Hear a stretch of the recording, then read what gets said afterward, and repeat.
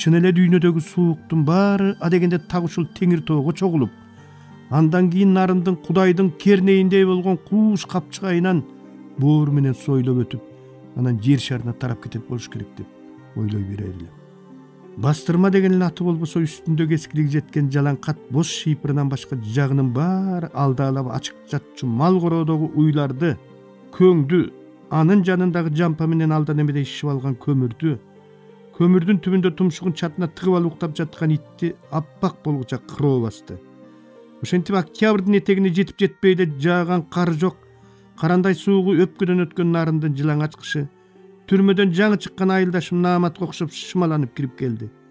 Эми ал 7 айга чейин кетпей жандыга шайтат. Абдрахман ата ушул үйдүн ээси, Анипа апанын абышкасы, нарындын эт комбинатында жумушчу, сонун киши, таң атпай ишине кетип кечинде келет. Кемпир экөө дарбазанын кире беришиндеги айнеги көчөнү караган чоң үйүндө, баласы менен келини аны менен маңдайлаш турган, балык жон болуп жабылган эски үйүндө, биз анын бери жагындагы ал экөөнүкүнөн да эски, кой кепе кылып алсакпы деп аткан кезинде биз кирип жашап калган үстүндө жетим алабата өскөн Абдрахман атанын тээ качанкы бир жаңы үйлөнгөн кезинде салынган үйүндө турабыз. Бул жерге келгенге чейин шаардын менин ишиме жакын жериндеги этажында жесир аялдын 2 бөлмөлүү үйүнүн бир бөлмөсүндө ээси менен чогуу турганбыз. Чыдай албай койдук. Бет жууганы менен туалетиндеги өчүрөткө күнүбүз түшкөнүн эстесем азыр да кыйналып кетем.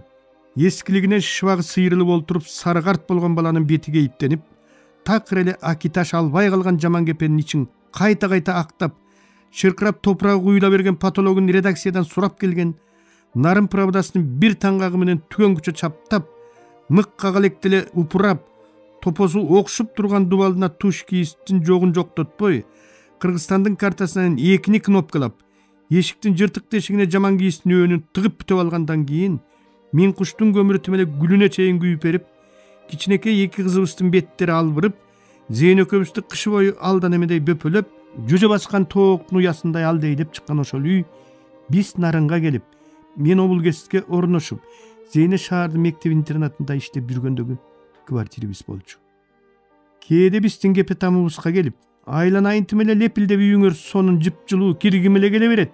Биртке жылынып алып кетейин, анын үстүнө картошка жыттанып туруп алгандан чыдап олтура албай койдум. Эмне экенин билбейм, куурулган картошканы тимеле балекеттей жакшы көрөм деп. Жалаңкат кепишчен Анипа апа тердегенче чай ичип, Зейне менен кобурашып кетер эле. Иштен келгенде туалет менен бастырманын жанындагы жампайган кепетамга кирип кеткенче бир кызыктай болуп, кокус көчө тараптан мени тааныган бирди жарымы көрүп калбагай эле деп кирип кеткенче шашып, кирип кеткенден кийин тимеле бейишке киргенсип баарын унутуп, кыздарымдын бетинен өпкүлөп, бактыма бапырап, ага дейре гүлүм додо болбой, башкалар 20 жылда жеткен турмушка 30 жылымды коротуп жүрүп араң жеткен жашоом мындан ары кандай болоорун ойлоп да койбой, эстей калганда гана балким шаарда калганымда башкача болоору беле деп ичим тыздей түшүп басылып, шаарда калгандардын баары жыргап жүргөнсүп сезилип, бир нерсе тамагыма буула калып токтоп буулугуп ыр жаскан күндөрүм да болду. Ошол биз жаңыдан үйлөнгөн жылдар Зейин экөөбүздөн эмнеңер жок эле дегендин ордуна эмнеңер бар эле деп сурасаңар, жооп оңой табылат эле деп ойлой берем. Ошону бүгүн Зейнеден сурасам, 5-6 жуурканыбыз, бир шырдагыбыз, бир чайнек, 10 чакты чыныбыз, 4 тарелкабыз, анан бейшек жеген берген 3 литрлик кол казаныбыз бар эмес беле дейт. Дың сууп жер муздай баштаган маал, бейшек жеңемдер учураша кетели деп атайлап ат баштан нарынга келип, бирок баягы эле көп кыргыздын бир катар адресибиздин улица Красноармейская дегенин гана эстебесе, калганын эстен чыгарып салып, көчөнүн башынан түшүп алып истеп келатып, кокустан Зейне ичи тышын жууп, кургасын деп короонун дубалына көмкөрүп койгон казанынан тааный коюп таап келгени эсимде. Кудай жалгап ушул жерде турарыңарды казанымдан тааныбадымбы? Ал болбосо таппай кете бермек экенмин деп сүйүнгөн жеңем. Чылгый кыргыз жашаган менен мекеме, мектеп, көчөлөрдүн баарынын аты жалаң орусча коюлган нарын, анын ичинен биз турган Красноармейская көчөсүнүн боюндагы тал теректин баштары көк чычып, жалбырактар жашкылт тартып калган апрелдин ортосунда биздин кичинекей үйүбүзгө да кичинекей жаз келди. Астыма төшөктү үстөл кылып төшөп алып, казактын талаасындагы бытырга окшоп жылып келаткан ишек куртту ала кийиз менен жаба салып, бирдеме жазсамбы деп кагаз калем камдап алып, карарып түнөрүп короого түшүп келаткан асманды айнектен карап олтургам. Аңгыча күн күркүрөп, дөңгөрөгөн үн ак кара көк муз баскан тоолорду силкип өтүп, жердин асты солкдей түшүп токтоп, асман тарс деп, көктүн төшү чарт айрылып, булут түтөп, иреңдеген чагылган колундагы от кармаган шапалагын туш келди чапкылап жолулдуй салып уруп келатты. Бир тамчы, эки тамчы, көп тамчы. Аны шатырата төгүп кирген жамгыр көл шал түшүп, нарындын жылаңа чачкыларын кызыл жаян кыян басты. Ак кыянын алды менен каякадыр кетип бараткан жалгыз атчан көздөн өчпөй, жамгырдын мунарынан талаалар көрүнүп көрүнбөй, асман жердин кайсыл чектен кошулуп, кайсыл чектен ашташканы билинип билинбей, дымый түшкөн айлана тегеректин баары деңиздей көлгүп, төрдөгү агыш сарай агыштам агындыдай чайпалып калкылдап турду. Мен ыр жазып жаттым. Көл шал түшүп жамгыржан, көнөктөдү калбырдан, булут басты тоо башын бурганактап каргылган, кыян жүрүп заматта, кырды-кырдай чабат да, чарттей түшөт асмандын чагылганы чалаткан. Көк чылгый суу кенебей, көктү тиктейт теребел, кылыч окшоп кыяк түшөп кыткылыктайт беделер. Бариктерин чапкылап, бактар жыргап аптыгат, санаасы жок тим гана сайдын суусу каткырат. Көшөрдү күн көшөрдү, көз ачылбай нөшөрдүн, өйүс менен тең болуп өң албырат өзөндүн, желеленип аңыздар, жер деңиздей алыстан агындыдай чайпалат агыш сарай агыштам. Ээн тала баратчан, эрбең бараткан, эмни издеди бейубак, агат жан.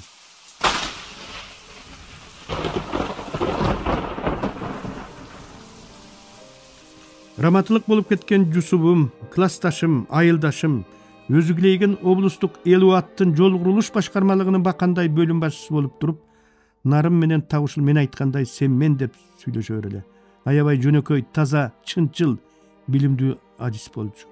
Мен КМУнун журналистика бөлүмүндө окуп жүрүп, Нарым правдасы гезитине практикага келген сайын жоксун алчу жоруктардын баарына кабагым кашыңдыбей чыдап берген.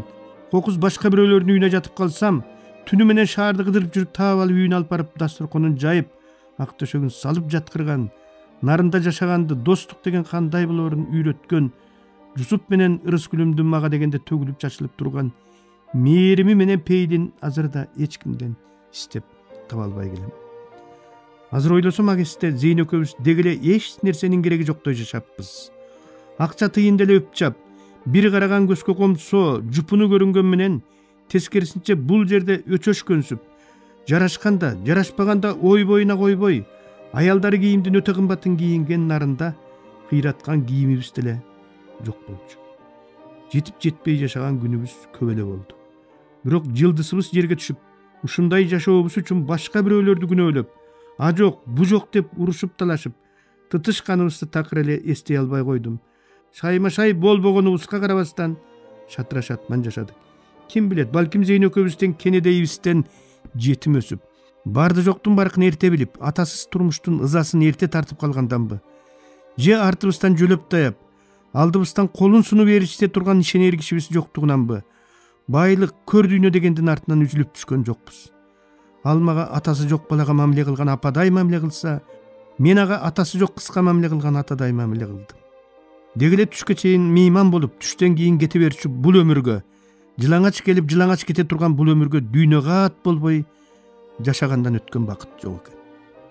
Дүнүйөкор боло көрбөгүлө, ач көз боло көрбөгүлө, көр дүйнө кара жерге кирсин, табылат, байлык кубалагандын арты жакшы болбойт. Таза болгуңар келсе Жусуптай болгула, тытынып иштегиңер келсе Жумалыдай болгула деп, балдарыма эки мыкты классташымды үлгү тутуп, илгери айылдагы кары кишилердин балдарын айткан сөздөрүн бүгүн Зейн экөөбүз карагылачы элдин балдарын деп, өзүбүздүн балдарыбыздын кулактарына куюп келебиз. Куйганыбыз куйган жерге сиңип атабы же сыртка агып кетип атабы ким билсин.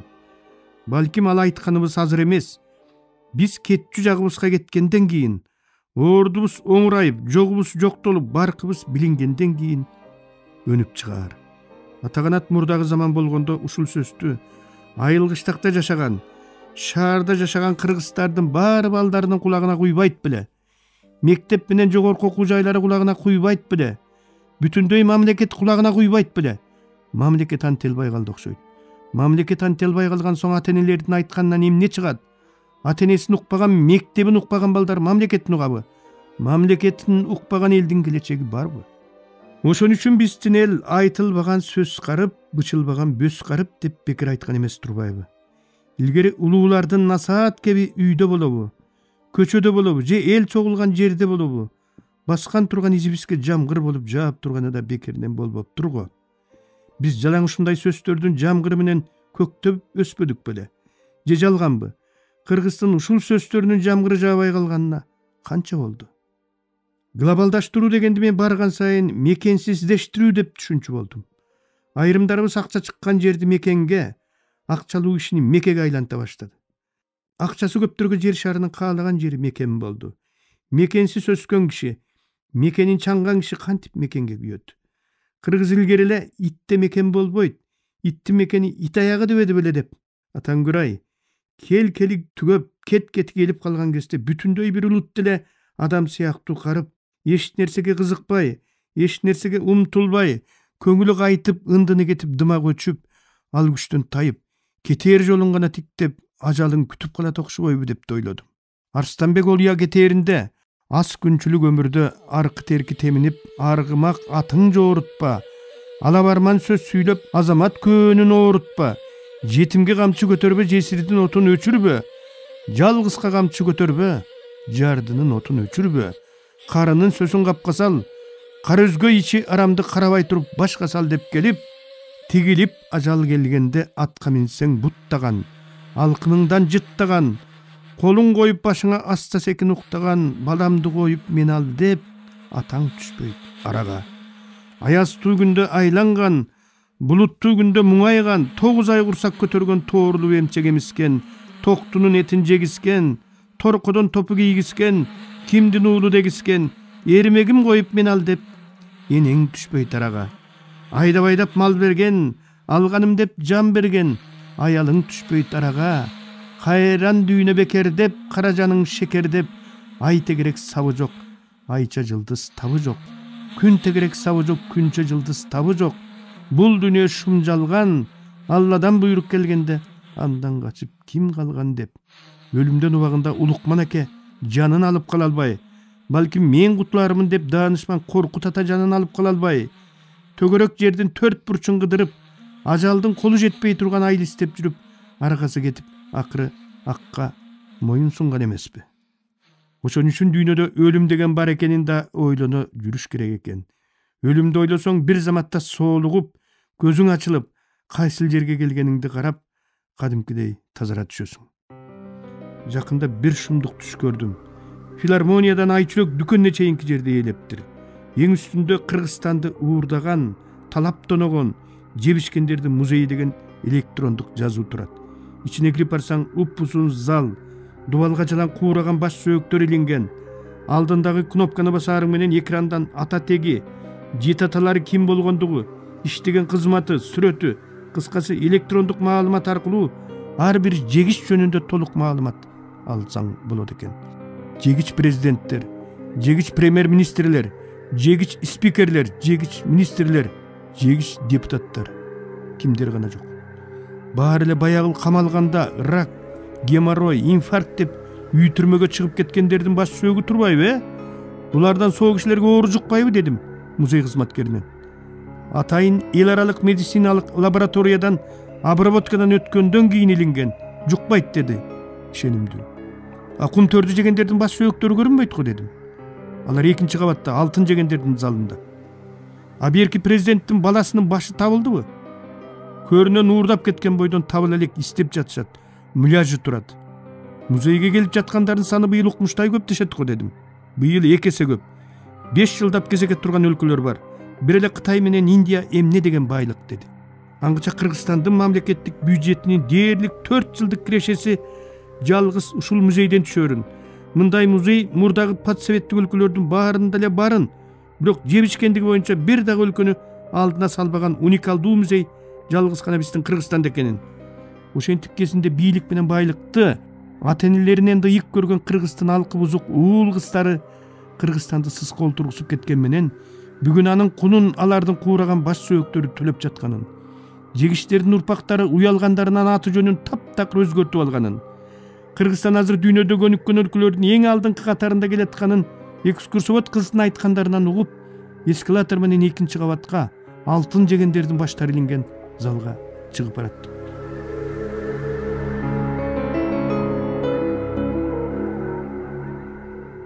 Быйыл жакын агабыздын орус аялын гробко салып, орусча узатып, бирок мүрзөгө кыргызча койду. Эч ким өкүргөн жок, эч ким кошок кошкон жок. Боз үйдүн эшигин түрүп койгон экен, шаардык кыргыздар гробто жаткан маркум менен кирип чыгып коштошуп жатты. Ага дейре жанына шам жандырып, поп келип аятын окуп, ырымын жасап кеткен дешти. Сөөгү узаганча Кыргыз илимдер академиясынын корреспондент мүчөсү, педагогика илимдеринин доктору профессор Эсенбек Мамбетахунов акем менен сүйлөшүп олтурдум. Глобализация деген ушул, деди ал башын жерге салган калыбында. Кыргыз колунан эч нерсе келбей калганды ушинтип башын жерге салып калат. Эсенбек аке, ушундай өлүм житимде чет өлкөдө жашаган кыргыздар кантет? Айрымдары ата-энелерин ала кетип, биротоло ошол жакта калып калганы да бар. Акокус атасы же апасы көз жумса эмне болот? Биздикиндей боз үйтүгө салып, казганактап чогула калган эли жок.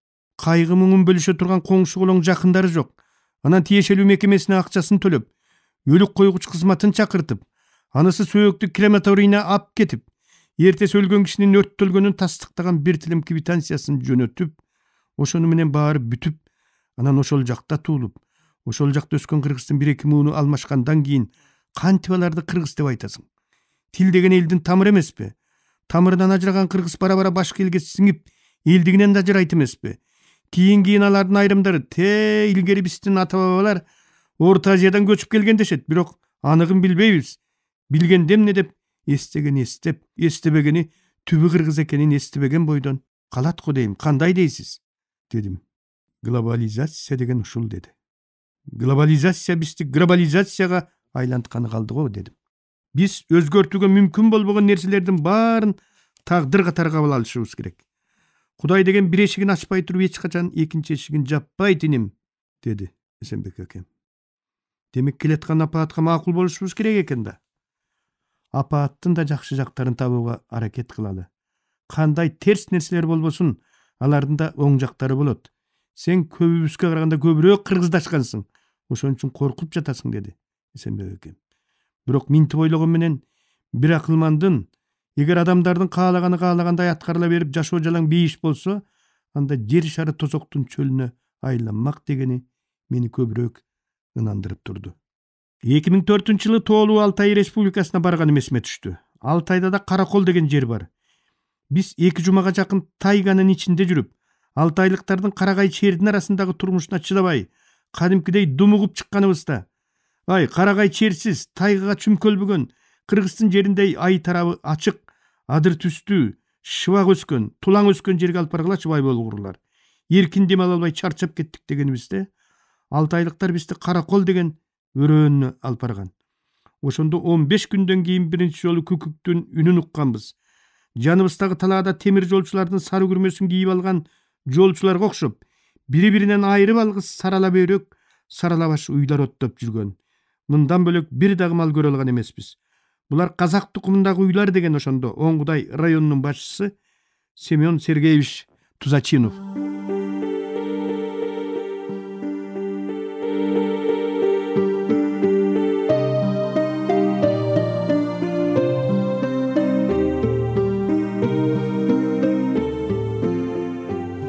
Сиздер, урматтуу радио угуучулар, Кыргыз Республикасынын эл акыны, Токтогул атындагы мамлекеттик сыйлыктын лауреаты Шайлообек Дүйшеевдин Агындылар аттуу китебинен автордун көркөм окуусунда улантып уктуңуздар.